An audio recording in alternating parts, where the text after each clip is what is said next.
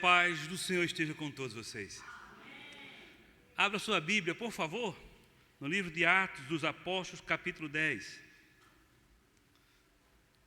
Quanto à temática do texto proposto, você pode ter certeza, uma semana seria pouco para a gente falar o texto, só esse capítulo. E não estou sendo aqui exagerado, a temática que tem no texto. Porém, eu venho pegar um sermão, uma mensagem. E eu tenho que ter a sabedoria dada por Deus para que essa mensagem, em pouco tempo, entre no seu coração. Mas aqui há um universo de assuntos que nos salta aos olhos. A história é a seguinte, santo irmão, santa irmã. Uma pessoa temente a Deus, mas que não participava da promessa original, não era judeu de raiz, abandonou o paganismo, o panteão romano, era um romano latino, e foi criado dentro dele a percepção de que o Todo-Poderoso se revelara por meio do povo de Israel. E ele se levantou uma manhã, ele tinha o costume de ser um religioso no sentido pleno da palavra, por palavra religiosa, quer dizer, aquele que está ligado a Deus, que pensa, que faz por meio das suas atitudes também reflita a Deus. Ele se levantou amanhã, viu o jornal, Tribuna do Norte, eu acho que tem o Tribuna do Norte lá. Depois de tomar a sua ceia, quando ia saindo, teve um êxtase, uma visão. Ele chega a dizer que foi um anjo. A palavra é a mesma para mensageiro, para alguém que tem uma mensagem para trazer a ele. Mas um anjo apareceu e disse: o Senhor é contigo, o Senhor tem ouvido as tuas orações e as tuas esmolas têm chegado diante de Deus. Manda 2 dos teus funcionários à casa de Simão Curtidor, onde está Pedro, e chama ele até aqui. Homem, está vendo que não vai dar certo? Eu sou nem judeu, nem filho da promessa. Não vou ser escutado. Ele disse, o anjo, faz isso. Ele não teve dúvida, mandou buscar Pedro. A distância era tão pequena para os dias de hoje, com a comunicação e transporte que temos. 45 quilômetros eu vou e volto umas 10 vezes por dia. De carro, óbvio, mas naquilo a pé. Vale salientar que é uma comunidade que não tinha ainda o transporte, o cavalo para todos. Gastaram 3 dias. Quando voltaram, quando eles chegaram na casa de Simão Curtidor, Pedro, naquele dia que aquela comitiva estava chegando, estava subindo para fazer a sua devocional. Eu estou usando a palavra devocional não com esse peso que nós damos a vocês, mas de falar com Deus, porque devocional é todo momento que eu falo com Deus. E quando ele estava subindo no primeiro andar da casa, ele teve um êxtase. Pá! Apareceu um lençol com vários animais, daquelas figuras, e além do êxtase vem uma voz dizendo: pega, mata e come. Eu já ouvi isso no forró nordestino. Carcará é um bicho que pega, mata e come. Ele disse, pega, mata e come. Pedro disse, de jeito nenhum, eu não vou me contaminar, isso é coisa impura. Aí uma voz disse assim: não diga que é impuro aquilo que Deus purifica. Está chegando aí agora, na porta dessa casa, uma comitiva, a mando de Cornélio, para falar contigo. Desce e fala com eles. E não duvide. Concomitante, meus irmãos, concomitante, ao mesmo tempo que ele tinha o êxtase, ele ouvia também o anjo, o Espírito falando, desce e fala. Ele desce, fala, eles entram, no dia seguinte viajam, 3 dias de caminhada, chega na casa de Cornélio. Cornélio tinha preparado toda a sua família, os seus amigos, os amigos próximos, diz assim, vocês vão ouvir uma mensagem da parte de Deus. Quando Pedro chega, Cornélio estava tão desejoso, tão impactado com o que tinha acontecido, que ele nem esperou Pedro entrar na casa. Tu acredita, olha para cá, ele se dobrou e adorou Pedro. Aí Pedro disse, homem, deixe disso, não me mate de vergonha não, que eu sou homem igual a você. Enquanto eles entravam, Pedro falava com ele. Foi que houve? Ele contou do relato. Pedro começou a falar para os amigos que estavam lá dentro. E enquanto Pedro falava que Jesus Cristo era o Filho prometido de Deus, que foi morto pelos nossos pecados, crucificado, sepultado, e que Deus os ressuscitara, e que a mensagem do Evangelho, por meio dele, salva todas as pessoas, enquanto Pedro estava dizendo essas palavras, o Espírito Santo, desceu sobre eles. E Pedro tinha levado 6 companheiros.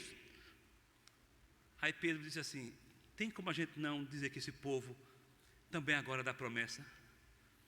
Aí eles disseram: não. Então disse Pedro: batizem eles. E foram batizados.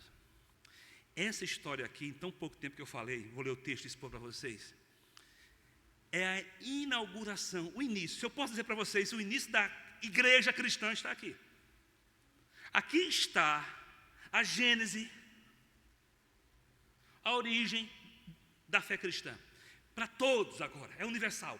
Havia uma certa dúvida, só para os judeus, Atos capítulo 12, capítulo 2, e todos ali ouviram e foram batizados com o Espírito Santo e saíram ali falando das maravilhas do Senhor. Depois os samaritanos, mas os samaritanos estão muito colados à fé judaica. Mas os gentios, que não têm Deus, não têm promessa, ao contrário, são até idólatras, agora sendo abraçado pelo Todo-Poderoso, aqui nasce a igreja cristã. E o Evangelho, meu santo irmão, e o tema da mensagem do Evangelho, o convite de Deus para todas as famílias da terra. O Evangelho é um convite de Deus para todas as famílias da terra. Eu convido, mas não sei se as pessoas irão para a minha festa. Eu convido e não sei se as pessoas irão para a posse de algum evento. Eu convido, convidar é livre, aceitar também. O Evangelho que nós pregamos não é para convencer, é para convidar, é notificar, é dar ciência, é dar conhecimento. Porque a obra da salvação é de Deus. Porém, olho no olho, vou ler o texto para expor. Deus condicionou a salvação por meio da notificação. Sem a pregação do Evangelho não haverá conhecimento. Sem conhecimento deste Evangelho não haverá salvação. Por isso, eis a relevância, a importância da igreja em a sua existência. Não só para adorar, mas para cumprir. E meus irmãos, olho no olho, eu creio que nós cumprimos muito mais nossa missão e adoramos muito mais a Deus quando estamos pregando fora dessas 4 paredes do que nas 4 paredes. Porque nem sempre quando estou sentado e adorando, eu estou cumprindo a missão. Mas todas as vezes que eu cumpro a missão, eu estou adorando o Senhor. Por isso que possamos ter muito equilíbrio entre estar e ir. Que o estar nunca nos impeça de ir.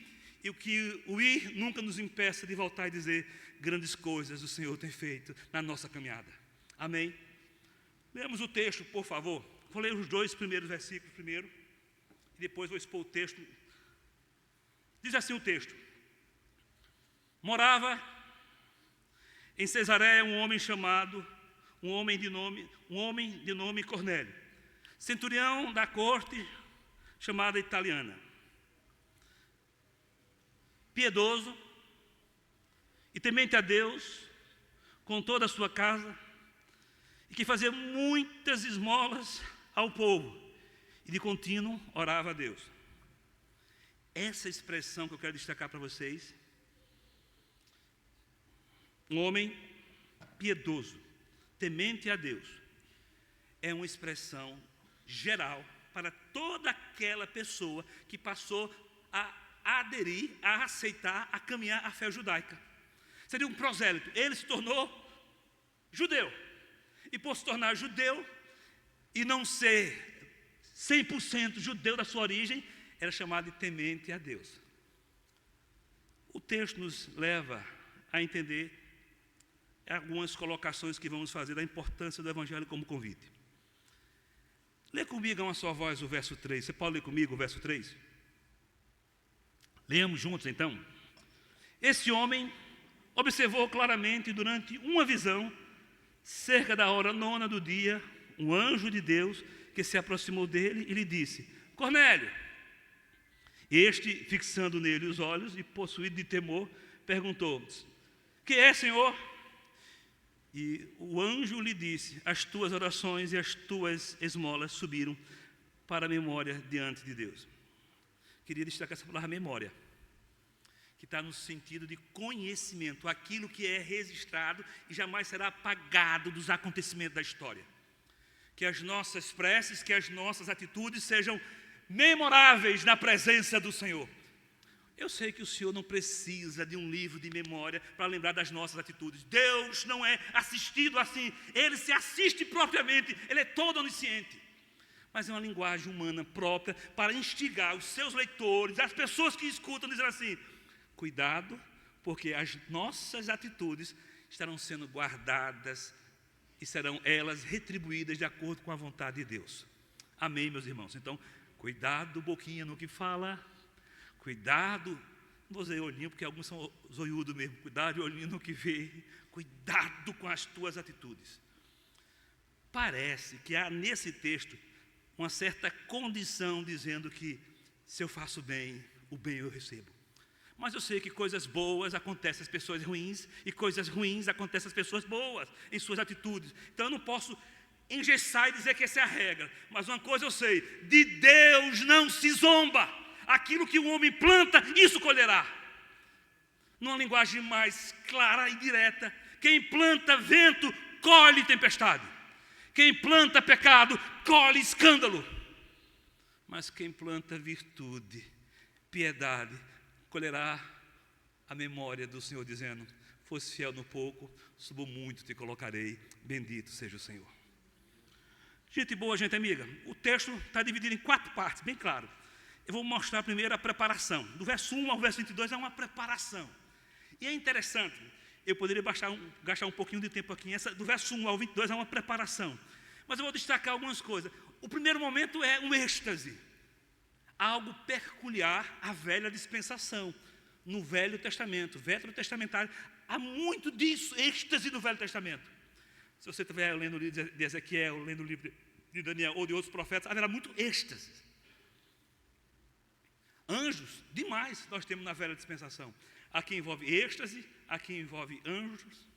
Mas tem uma parte aqui que eu quero destacar para você. Lê o verso 19, por favor. Enquanto meditava Pedro acerca da visão, lembra que eu falei da visão que ele teve do lençol cheio de animais? Enquanto meditava Pedro acerca da visão, lê comigo aí a uma só voz. Você pode ler? Estamos juntos? Disse-lhe o Espírito: estão aí 2 homens que te procuram.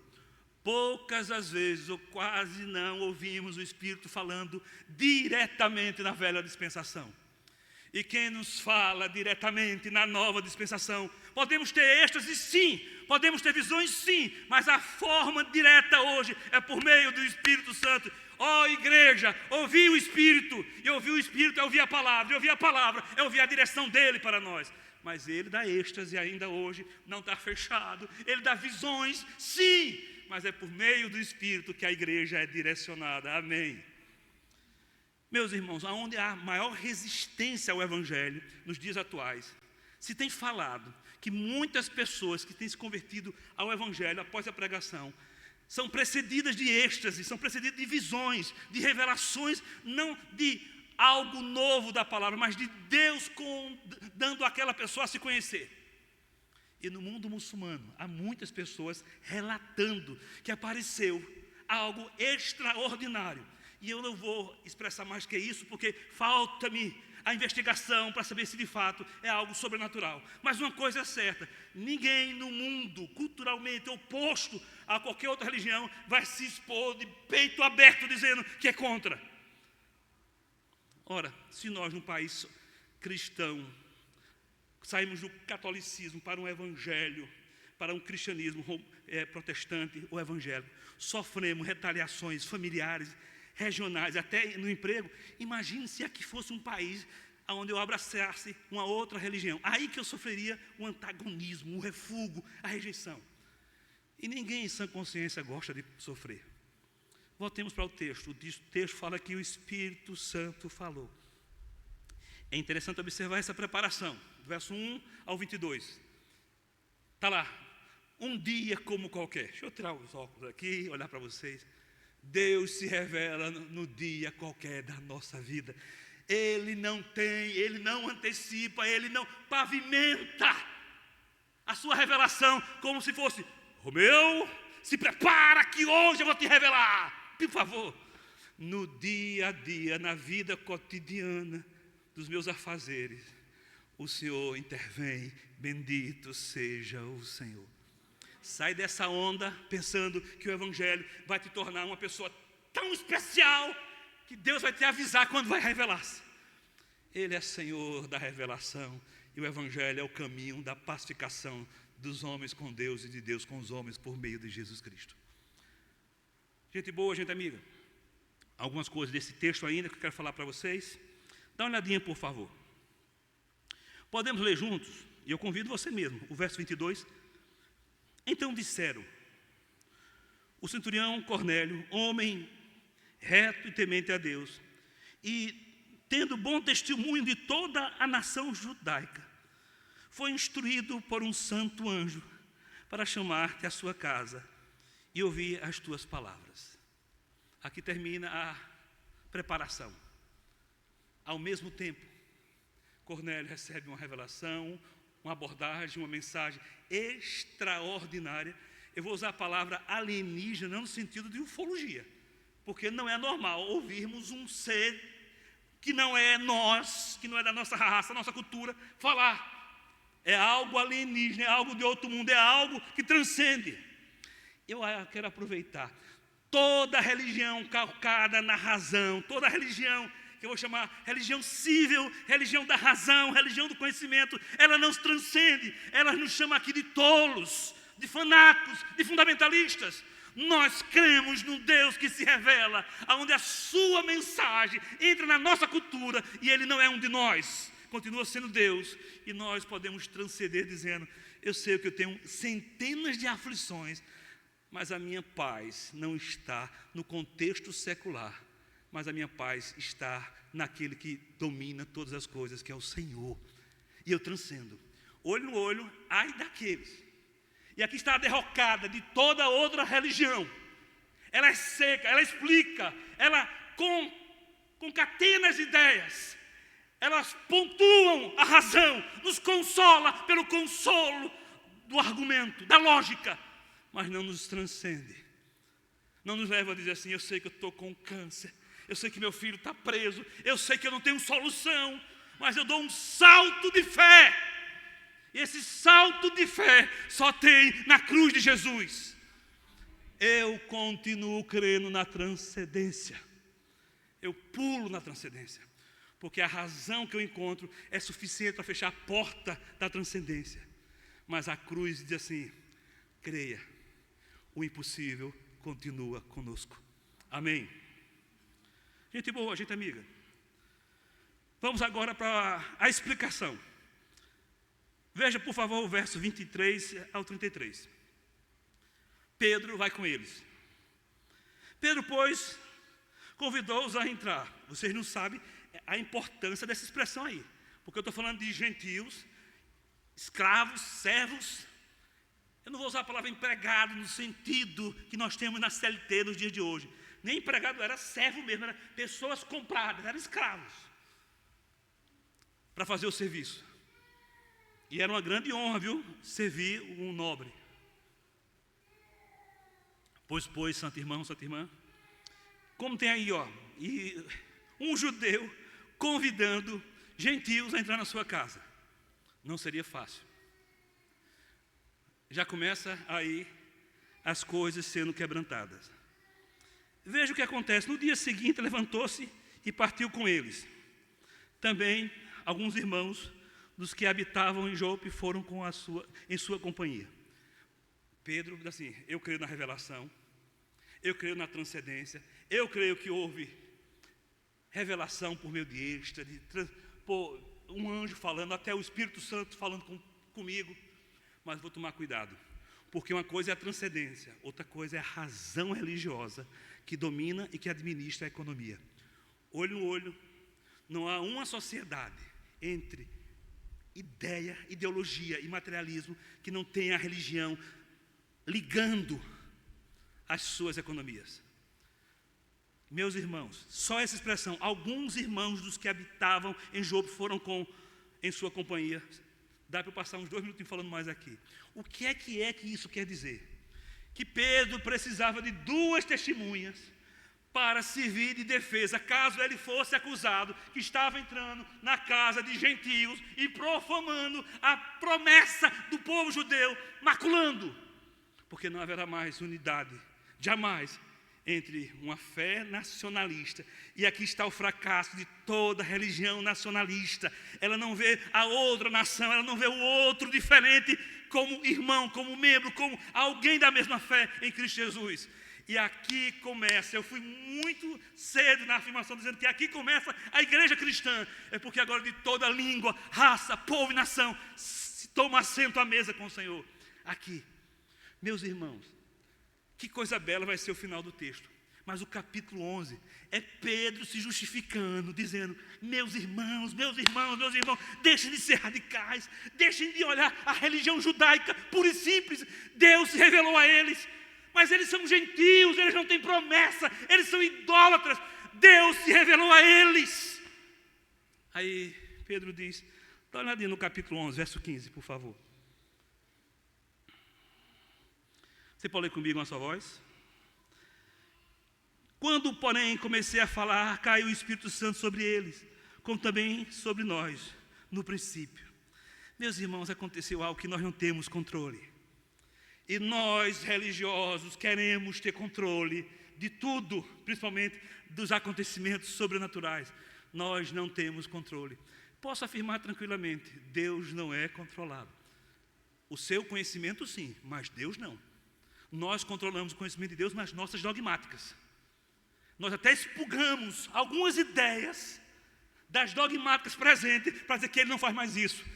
Dói ao meu coração, como pregador cristão, dizer que Deus não faz mais. Como se eu pudesse diagnosticar precisamente que Ele não faz mais. Ele é o mesmo ontem, hoje e será para sempre. Ele faz como Ele quer. Você que não quer que Ele faça, para você não perder o seu trono, a sua glória, o seu apogeu de explicação. Mas Ele é Deus. O texto continua, santo irmão, santa irmã. É interessante observar que Pedro faz questão de dizer tais coisas. Vamos continuar o texto. Ele explica. Ele chega na casa de Cornélio. Dá uma olhadinha, por favor. Eu acho tão linda a leitura, a informação. Diz o texto. No dia imediato, entrou em Cesareia. Cornélio estava esperando por eles, tendo reunido seus parentes e amigos íntimos. Ou seja, deu tempo de fazer uma festa, alimentação. Deu tempo de chamar os amigos. Qual é o assunto, qual é a pauta? Cornélio, você vai sair candidato à província? Cornélio, qual é porque falar com pessoas do naipe de Cornélio é falar sobre estratégia de poder, de conhecimento econômico, de poder bélico, de questões sociais. E eles, não. Quantas outras reuniões eles tiveram para decidir a cidade, a região, para fazer como entrar mercadoria, sair mercadoria, sem prejuízo para a sua região. Ele não antecipou a pauta, ele só convidou os amigos. Diz o texto, veja o verso 25, por favor. Aconteceu que, indo Pedro a entrar, lhe saiu Cornélio ao encontro e, prostrando-se aos pés, o adorou. Gente, como nós gostamos de ser adorados. Como nós gostamos de ser adorados.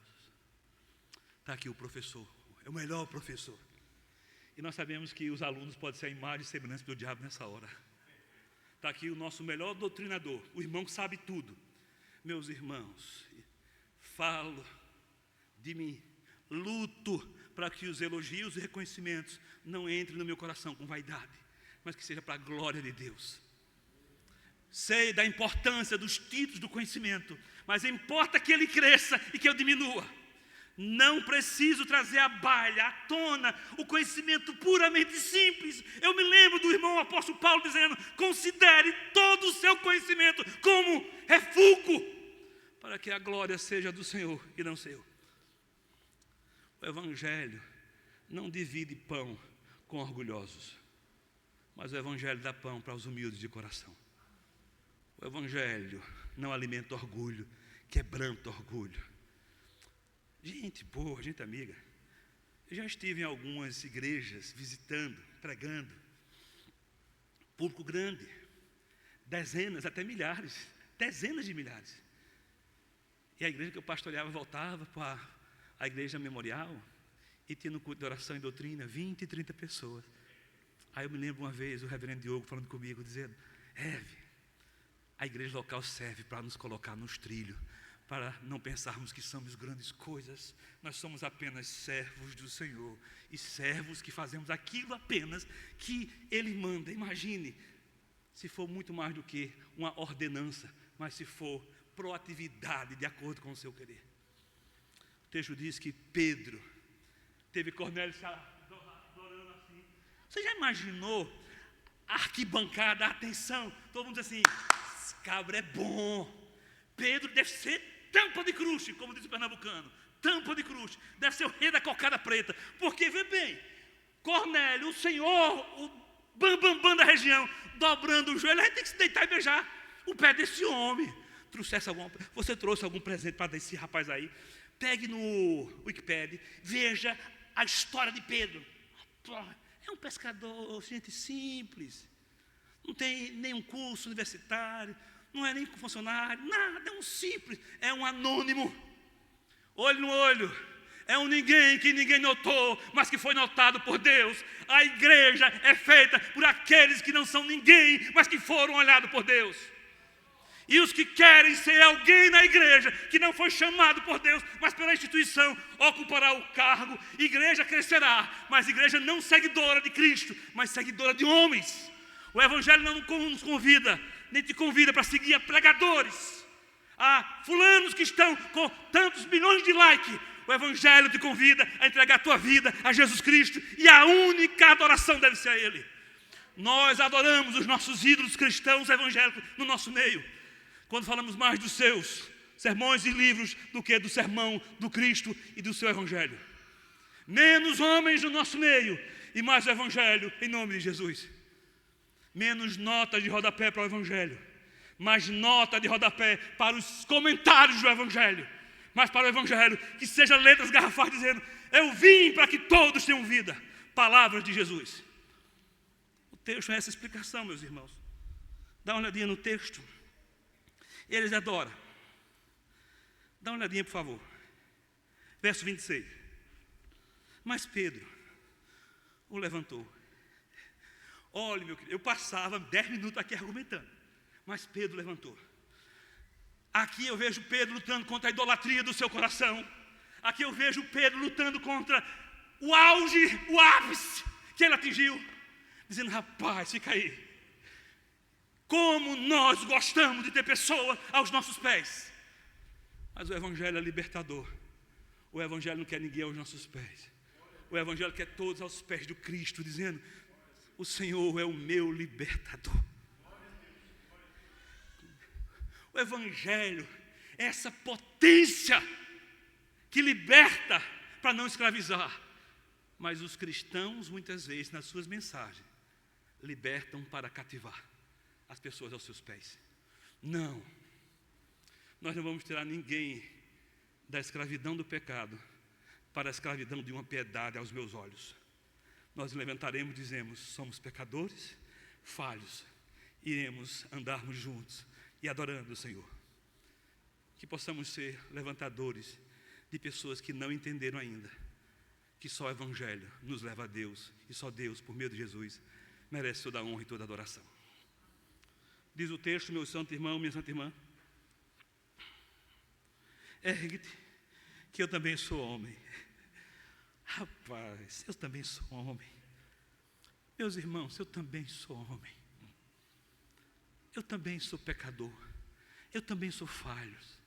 Eu também tenho minhas idiosincrasias. O que é isso, pastor? Nem eu sei que decorei essa palavra. Eu tenho as minhas diferenças. Eu tenho os meus costumes, minhas esquisitices. Eu tenho os meus ludus. Eu digo: eu também sou homem. Vocês não sabem a luta que o reverendo Diogo e o reverendo Romeu têm para continuar lendo as Escrituras, mesmo sendo homem. E quanto mais sabemos, não é mais fé que precisamos, é de uma torre de vigia, para que o conhecimento não nos leve a negar aquilo que já cremos. Ah, meus irmãos, eu também sou homem, sujeito às informações que podem abalar minha fé. Por isso, quero ouvir primeiro a voz do Evangelho. A voz do Evangelho já se fez ouvir aqui, publicando em som alegre o que Deus já fez por ti. Eu quero ouvir a voz do Evangelho. Cansei de começar a ouvir os comentários sobre o Evangelho, que me levava aos homens e não me levava ao Cristo. Eu prefiro ouvir o Evangelho, porque lendo só os Evangelhos, os meus olhos já estão cheios de lágrimas. Porque é o único texto que eu acredito que é inspirado, revelado e iluminado. Os demais são notas de rodapé e alguns de péssima qualidade. Conclusão desse texto, meus irmãos, dessa parte. Falando com ele, entrou, encontrando muitos reunidos ali. Veja o verso 28. Tem uma explicação aí. A quem se dirigiu, dizendo: vós bem sabeis que é proibido a um judeu a juntar-se, ou mesmo aproximar-se alguém de outra raça. Mas Deus me demonstrou que a nenhum homem considerasse comum ou imundo. Aonde foi isso? Dá uma olhadinha no verso 15. Olha o verso 15. Na visão, segunda vez a voz lhe falou: ao que Deus purificou, não consideres comum. Enquanto nós pensamos que é proibido comer carne de porco com Coca-Cola e macaxeira, Deus não está preocupado com macaxeira, carne de soja e Coca-Cola. Deus está preocupado com outras pessoas que pensam diferente, têm cultura diferente, mas que foram agora inseridas, capitaneadas, juntadas, reunidas na promessa que ele fez a Abraão. Agora, para todas as nações, a promessa não é para apenas um povo que tentou o máximo administrar.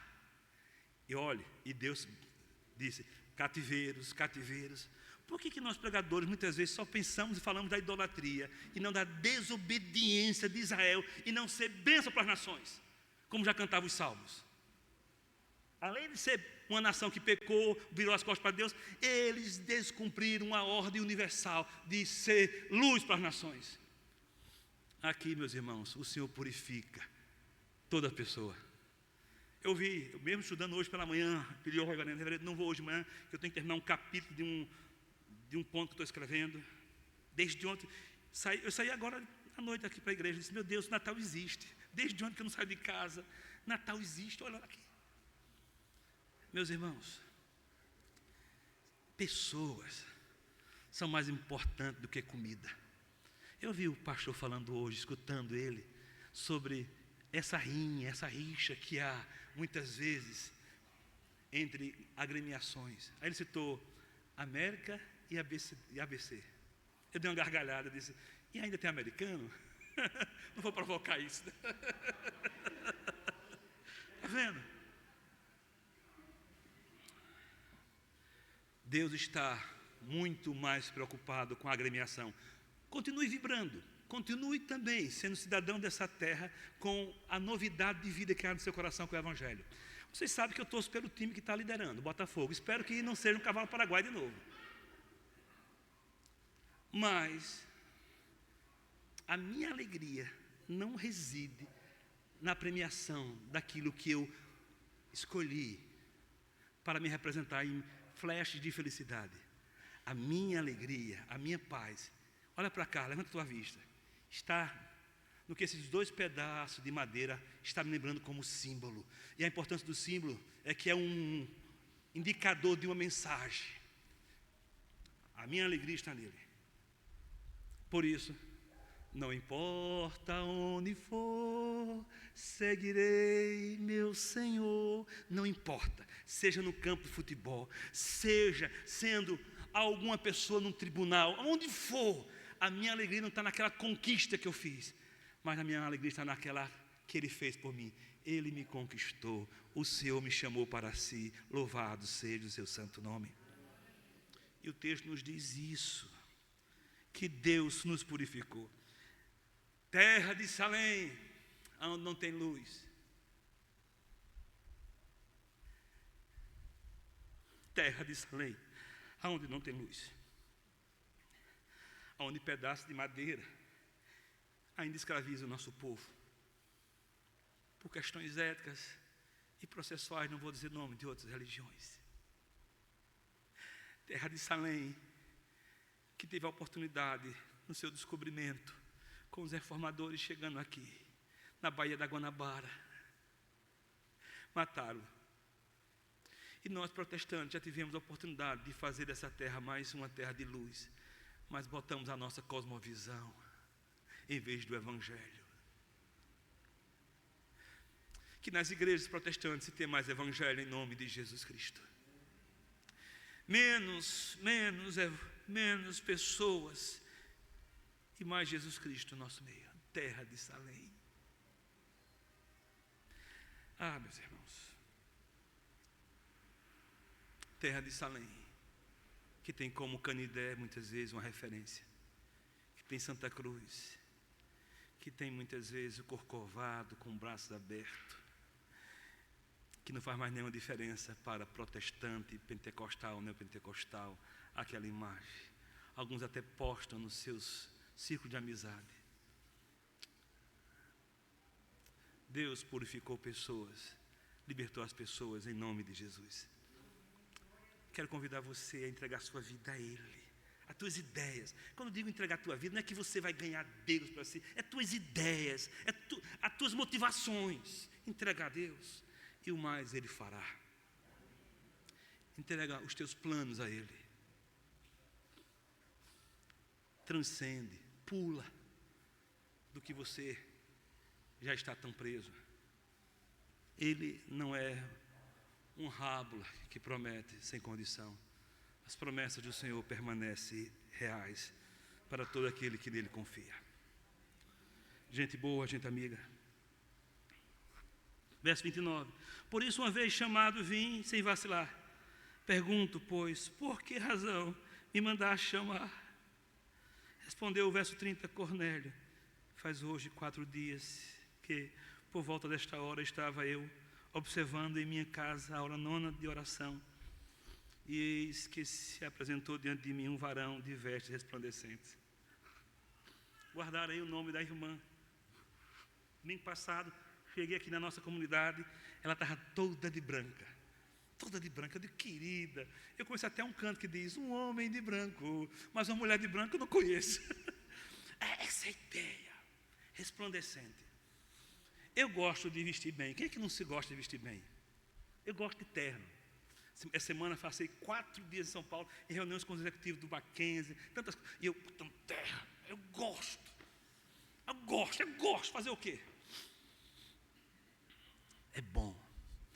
Eu estou assistindo o filme essa semana com o Ivaneide, mais interessado nela do que no filme. Eu disse, olha, Ivaneide, que terno bonito.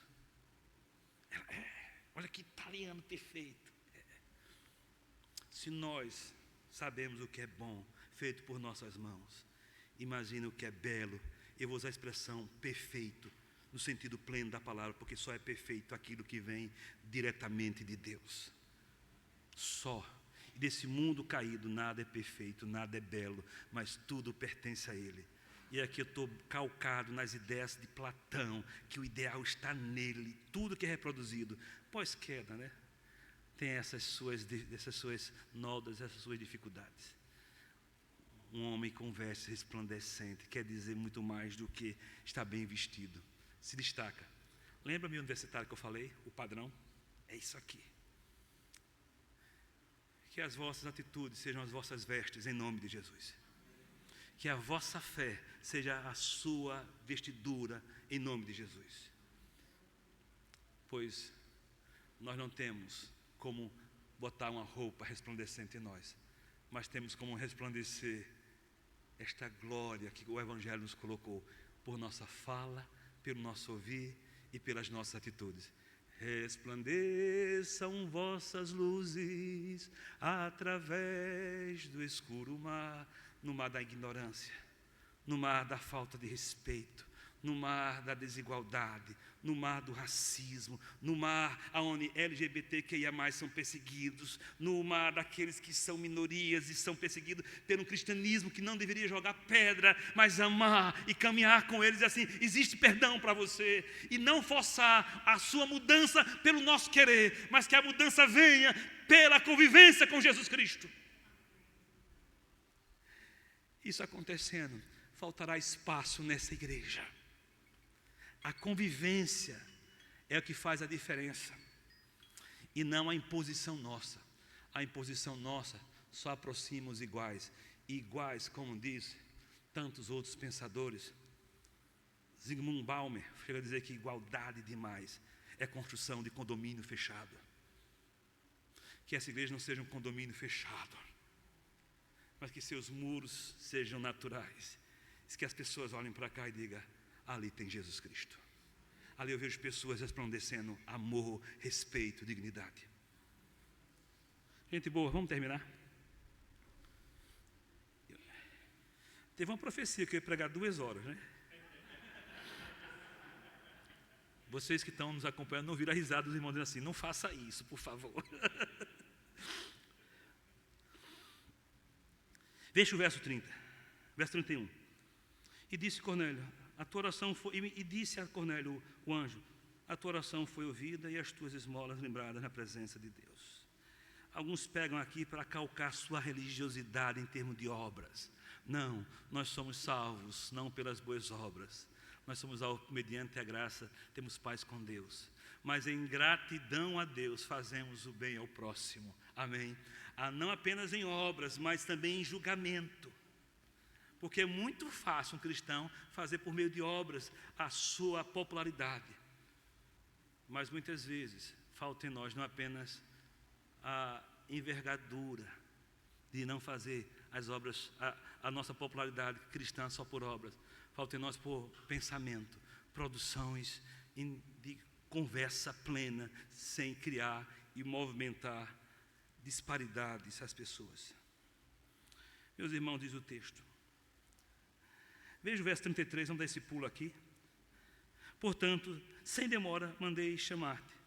Fizeste bem em vir. Agora, pois, estamos todos aqui na presença de Deus, prontos para ouvir tudo o que te foi ordenado da parte do Senhor.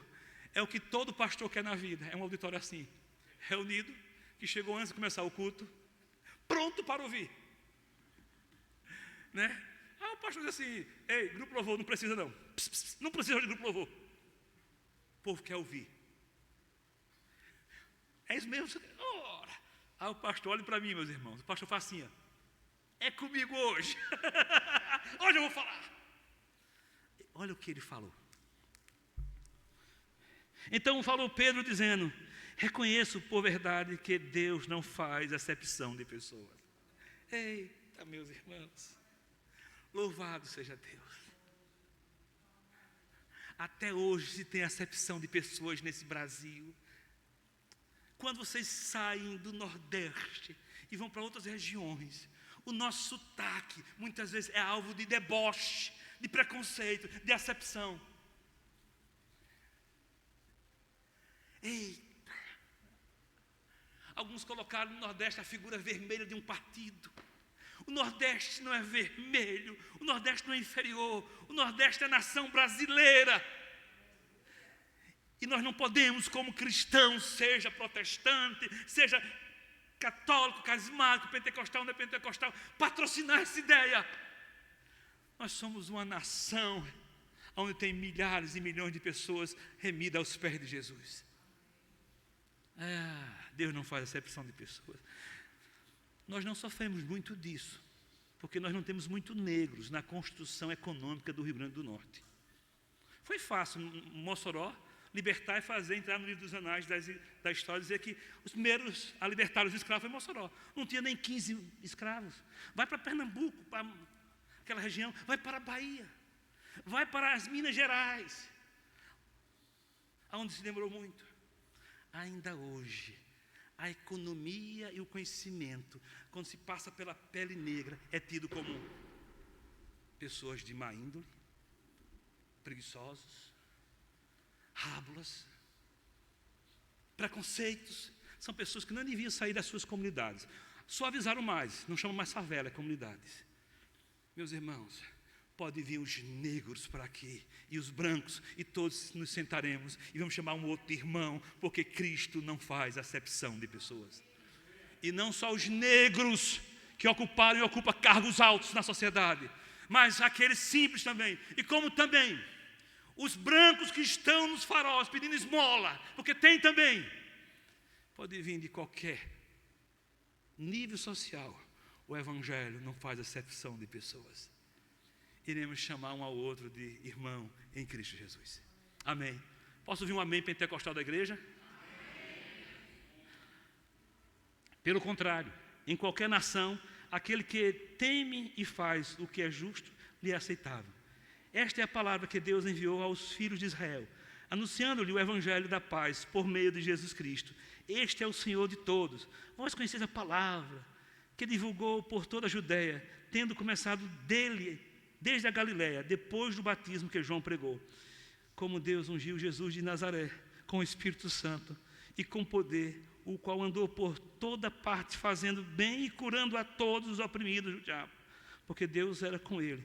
E nós somos testemunhas de tudo o que ele fez na terra dos judeus e em Jerusalém. Eita, ele faz uma síntese e diz: eu não li isso baixando um arquivo em PDF. Eu estava lá. Eu vi. Há 3 momentos que Pedro é interrompido na sua fala. Quando ele está na transfiguração. O que o senhor acha? Olha, Pedro é cada um, né? Pedro é muito sem noção. Senhor, o que é que o senhor... Você interrompeu o sagrado. Senhor, não seria interessante fazer 3 tendas, uma para cada um? A gente fica fora. Humildade diante do sagrado, se não for por meio de Jesus, é ridículo. Vou repetir a frase, que talvez seja inspirada. Humildade diante do sagrado, que não for para a glória de Deus, é ridículo. Não seja humilde apenas para aparecer dentro do sagrado. Você só é humilde, eu só sou humilde se tiver minha vida em Cristo. Não pense que estratégias irá convencer o sagrado. É estar em Cristo. Fazer isso aqui atrevidamente. É estar aqui em Cristo, na cruz. É estar aqui. É aqui que eu sou humilde. E só aqui que eu sou humilde. Fora da cruz é só estratégia de embuste. Eu nunca serei humilde. Mas na cruz, quero estar ao pé da cruz. É ali que eu sou humilde. Aí Pedro diz: Senhor, que tal? Pedro não sabe o que fala. Outra vez Pedro nega o próprio Cristo, é interrompido. Não faz isso, Senhor, não te mata. Aí Jesus foi mais duro, disse: afaste de mim, capeta, vai embora. Pedro, na hora que estava falando esse sermão, na hora que ele estava assim, feliz da vida, o povo, olha por favor, verso 44. Ainda Pedro falava estas coisas quando caiu o Espírito Santo sobre todos os que ouviam a palavra. Pedro de novo é interrompido. Nós temos que saber a hora de parar e não falar mais. Eu creio que eu tenho que parar, porque agora é o agir de Deus na vida da gente. Pedro foi interrompido dizendo: entenda, isso não é religião, isso é evangelho. Evangelho você não domina, você apenas é dominado. Eu faço a obra como eu quero, da maneira que eu quero. E quem não tinha promessa passou a ter promessa. E os fiéis que eram da circuncisão, que viram com Pedro, admirando-se, porque também sobre os gentios foi derramado o dom do Espírito Santo. O Evangelho é um convite para todas as famílias da terra. Entrega a tua vida familiar ao Senhor. Coloca teus planos, tuas economias. Coloca teus filhos, teu cônjuge diante do Senhor. Tranquiliza o teu coração. Não faz barganha com Ele. Eu sei, e vou dizer cônscio do que eu vou expressar para vocês. Eu sei que a salvação é pela graça. Mas não se esqueça de Deuteronômio 28 que diz: se andardes e me obedecerdes, eu serei contigo. Quanto à salvação nós não temos participação. Mas quanto a algumas coisas nessa terra, se eu andar e obedecer, receberei do Senhor. Assim como eu comecei, quero terminar De Deus não se zomba. O que se planta, se colhe. Se você sofre agressões, e se tem pessoas nessa agressão sendo oriunda da igreja, e você tem plenamente capacidade de representá-la, tanto eclesiasticamente como juridicamente, não faça isso. Não alimente. Coloque diante de Deus. Ore a Deus. Porque estes que fazem tais caminhos, geralmente, ou abandonam a fé, ou são motivos de escândalo, ou têm suas casas distantes do Evangelho. Se você está sendo acusado injustamente, perseguido injustamente, não pague o mal com o mal, mas pague o mal com o bem. Isto é Evangelho. Termino convidando vocês a convidar Jesus a ser o Senhor da sua casa, a entregar sua vida a Ele. Mãe, eu tenho vergonha da senhora.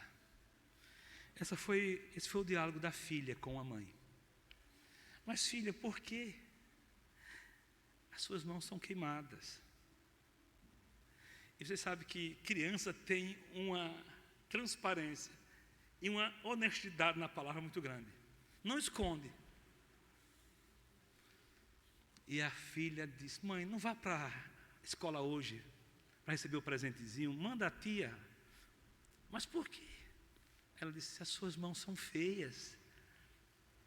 Aí ela disse: filha, deixa eu te contar. Sentou ao lado e disse: você quando era pequena, mais novinha, eu me descuidei e tinha candeeiro, tinha álcool, tinha fogo, e você brincando, juntou as duas coisas, e quando eu vi o colchão pegando fogo, eu não pensei duas vezes, eu botei minhas mãos para tirar você. Você não tem nenhuma cicatriz, mas as minhas mãos estão todas manchadas. Eu sei beijar uma mão dessa. Eu sei beijar uma mão dessa, umas mãos dessas eu sei beijar. Eu sei a mão que eu beijo, está cheia de cicatriz por mim. É a mão do meu Jesus. É a mão do meu Jesus. Essa mão eu beijo. Entrega a tua casa ao Senhor, entrega a tua vida a Ele, em nome de Jesus. Amém. Vamos orar ao Senhor?